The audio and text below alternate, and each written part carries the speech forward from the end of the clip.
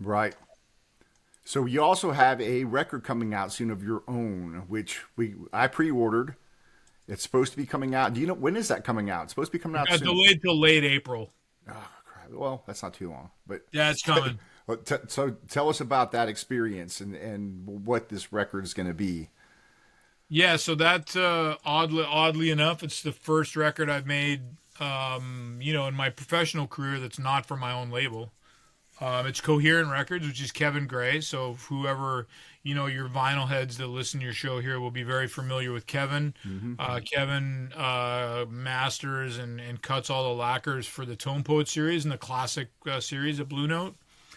And it was produced by Joe Harley, who produces and oversees and supervises that whole catalog. Two really wonderful guys. It was an incredible opportunity to go to Los Angeles, record all in the same room in very tight quarters with four microphones. Um, I don't have anything bad to say about it. It was an incredible experience. It was about myself, David Hazeltine on piano, Neal Miner on bass, and Byron Landham on drums. And I feel very honored that that opportunity was bestowed upon me. They're very happy. I'm never happy, but that's not an indication of how the record sounds. I'm just not very good at. I'm not a very good judge of my own playing, so they're very happy, and it was just overall it was a great experience. We picked some lesser known tunes. We wrote some tunes for our friend Jim Rotundi, and we played a couple lesser known jams by like Harold Vick. David did a great arrangement of Deep in a Dream, which Sonny Clark played with Hank Mobley.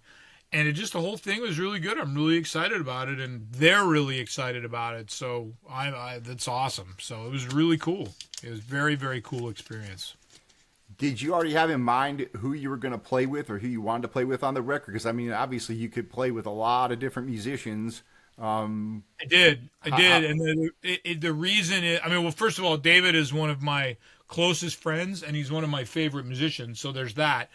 But given the circumstances of the logistics of the recording, all being in the same room, going essentially straight to two track, no editing, no real mixing, I needed somebody that I was going to be really comfortable with.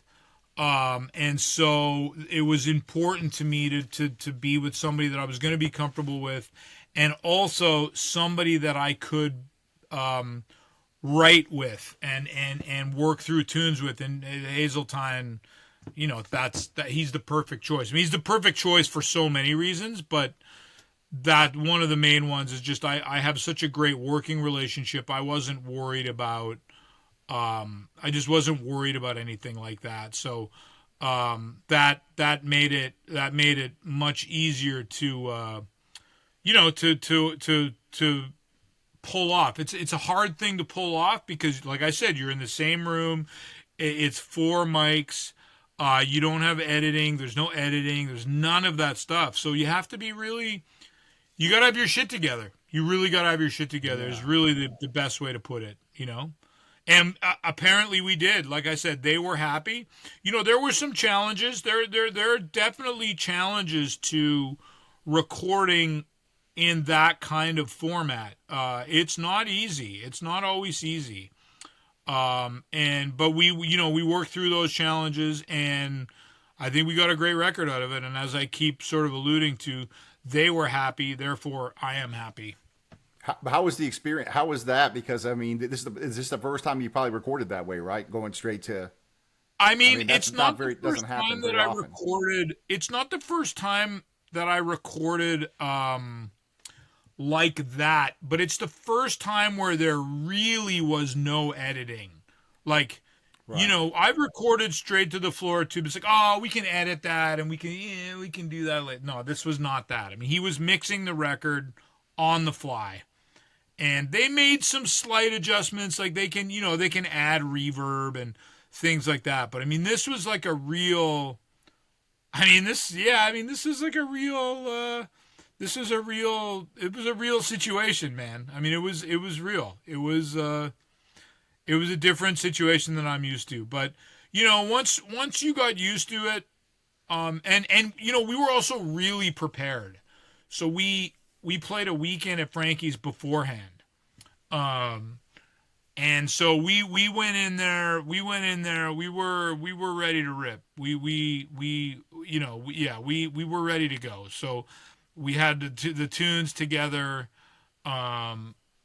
We had played through them. I had done a gig in New York also earlier that month. So, I mean, if you can't play that music after having that many cracks at it, then maybe you shouldn't be playing that music. Is what it Right. really is, what it boils down to, So you'd play through all the tunes that you were going to play on the recording before, Yep. and you at least, and so when you got in there, you pretty much just play. How many We takes? just, Is like just one or two takes of each song, or in some, not even. We did the whole record. It's a record for Coherent. We did it in 3.5 hours. And they had us the whole out for thing? 2 days. They had us out for 2 days. So the next day we spent mixing and picking takes, because we did do multiple takes, and mixing and just getting it so it was done. So I mean, I think he was like sending it to the lacquer place like really quickly.